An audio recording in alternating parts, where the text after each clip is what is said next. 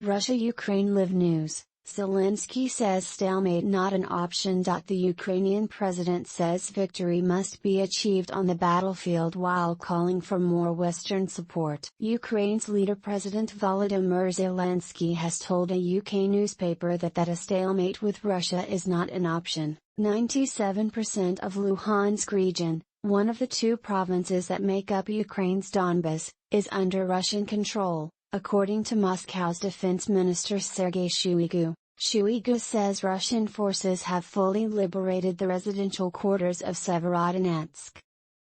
Ukrainian official claims some 600 Ukrainians are being held captive and tortured in the Russia-occupied southern region of Kherson.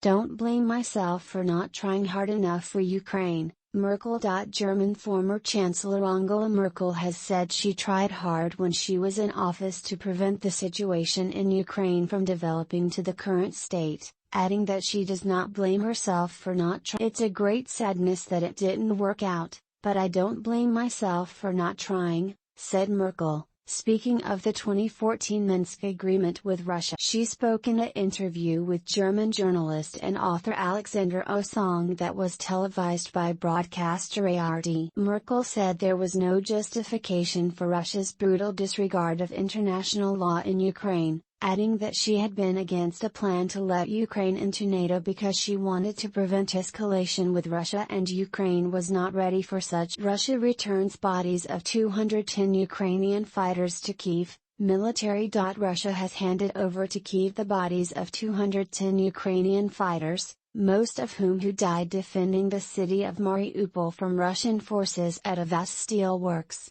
The Ukrainian The process of returning the bodies of the fallen defenders of Mariupol is underway.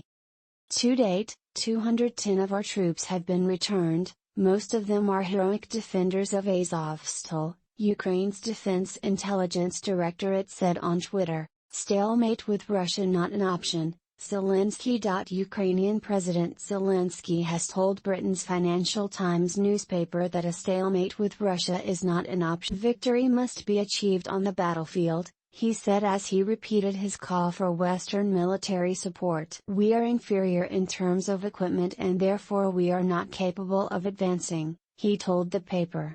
We are going to suffer more losses and people are my priority. Zelenskyy said restoring the borders Ukraine controlled before Russia's invasion on February 24 would be a serious temporary victory. Ukrainian forces finding it difficult to hold Severodonetsk center, Governor.